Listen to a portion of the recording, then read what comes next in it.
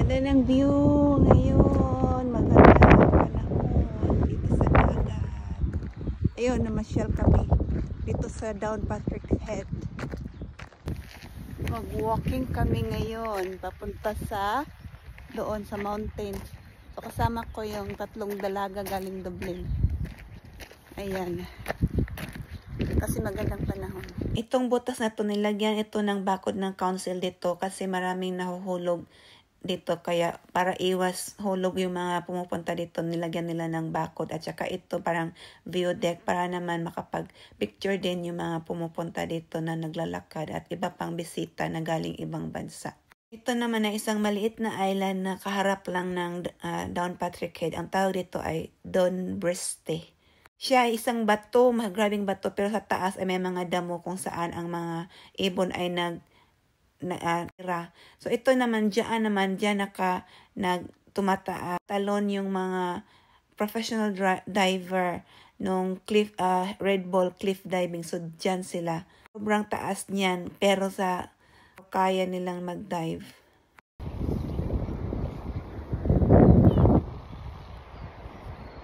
Ganda.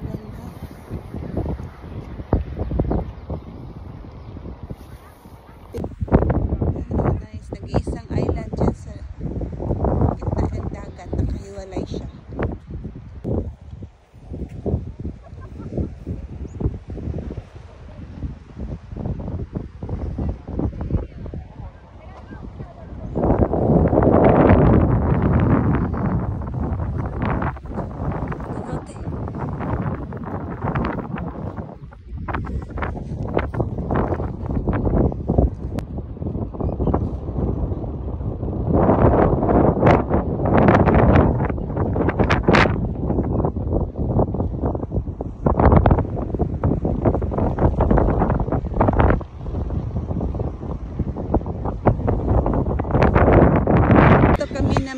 Noon dito sa cliff na to kami namingwit noon ng makerel. Ang dami-dami naming nakukuha dito.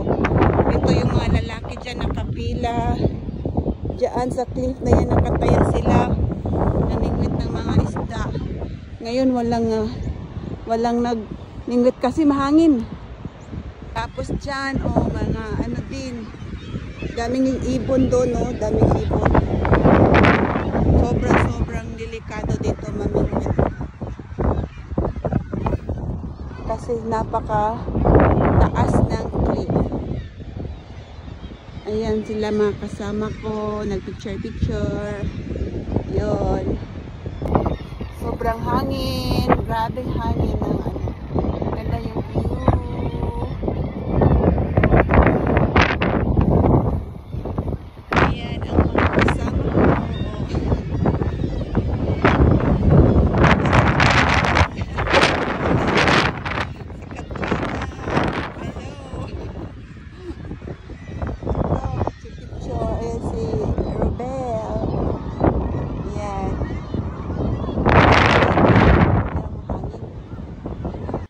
Diyan sa harap ay kung makikita nyo yung mga puti na yan ay mga seagulls. Diyan sila nakatira. Ang dami nila. Kasi marami talagang isda dito nakukuha namin nung namingwit pa kami ng mga kaibigan namin. Mackerel ang nakukuha namin. At umpisa ngayong month na to, June buwan na to, ang dami-dami ng mga mackerel na nakuha namin. Kaya yan kalawak ang dagat dito. Minsan mayroong mga dolphins na dumadaan dito, nakita doon sa malayo. Mga whales din. So dito lang kami para mamasyal at magpa-picture. Dito sa kinatatayuan ko ay malapit na talaga sa Pampang. Hindi ko na kaya pumunta doon kasi baka mahulog pa ako at ang sobra pa namang hangin. Kaya dito lang kami picture at saka mamasyal-pasyal. Pag mag-satisfy na kami sa aming mga picture ay uuwi na rin kami. Sana ng panahon, kaya lang sobrang hangin talaga dito sa taas. Mount cliff na kasi. Ito, uwi na kami. Yan ang view dito, magandang i-walking. Para po basa na doon. Maganda pa ng araw, alas lasing. Uwi na kami. Maganda maglakad dito at ganun, doon sa taas.